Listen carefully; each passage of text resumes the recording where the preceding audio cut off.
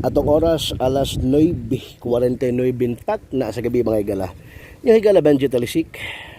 Gikan ta sa katong shooting kay wado pa ang asawa kining gipatay tungod kasi kanta matubas bana. Ang bana medyo nalisuas panganhona.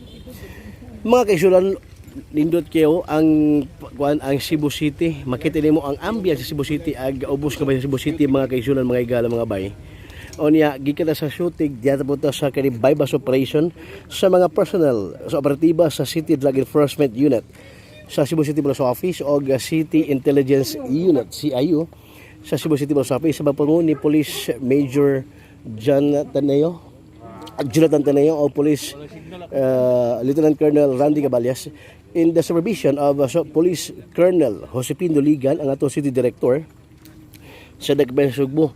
Dili di siya ice mga kaisuran na basi nagtumog ice ni di bugnaw tibog ko lang ha bugnaw oh di ba ice o man siya o sa kilo nga sa wag ibana-bana nga mabot sa 6.8 million pesos of Cebu DDB standard drug price standard drug price value is DPB mo na siya ang bag-on nga nasabutan sa Philippine Drug Enforcement Agency 7 o Philippine National Police Street standard sir street price street drug price value so money kini duha ka mga usog bay mayong gabi ini mo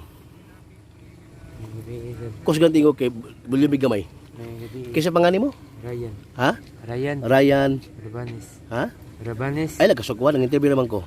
Rabanes. Rabanes. Pala mo edad mo yan? 19. 19. Taga-asa ka yan? Pasil. O sa sityo?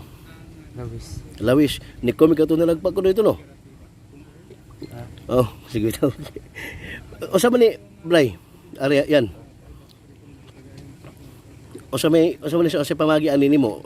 Taon-taon na ka ani? Ha? Pila na po ka tuig?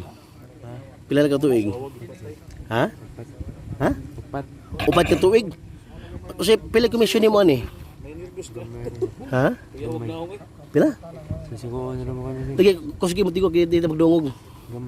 Pila man? Sa kilibo, 2,000, 3,000? 20,000? Dako di kayo day. Pila may ihatag mama ni mo? Say mo 10,000. So 10,000 may gasto. Nya kani kasi pangalan niya. Ha? Henry Buntilaw. Ha? Buntilaw. Pili mo edad 39. Taga-asa man ka? Barangay Binalyo. Ha? Barangay Binalyo. Oy, Barangay Binalyo, bukilang barangay. O sa trabaho ni mo hen? Apa driver sir? Nya kani imo trabaho mo diyan, yan. Ha? Ha? Wala trabaho. Sa una? Wala pod. So upat ka tuig na ka ani no? Kikisi kontak mo ni yan. Ha? Kasi pangan pod. Ha? Ha? Lakaw? Lakang. So si Lakang imong kontak day. So sa kabuan kapila man ka kontak ko ni Lakang? Ha? Magatod mo kanigid. Dihatod ka. So 20,000 kog bayog sa usa ka buwan kaduha, 40,000 na. Dako-dako po to, pasilan. Tagpila po to sa una, usa kilo po to gihapon. Ha? O mas mulabaw pa. Tag usa kilo gid kada hatag 500 grams. Kisa ba yung hatdan po nimo? Ha? Lain lugar. Sige. Atong paaboton si kasamang GQ sa DYHP Cebu mga higala. Kay magduga mag-interview o ba ni Rob? Interview ka? Interview ka? Interview sa balik. Uban ni Romeo Marantal sa Freeman ug banat yus mga bay. Atong interview si Police Colonel Josepino Ligan. Kalabot na kining accomplishment sa kaning sa kilo nga Cebu nga sakmit gikan kang Ryan nung upat na katuig gidi ay 20,000 ang iyang suhol matag hatod. So og sa duha ka kusa ka buwan dako pod.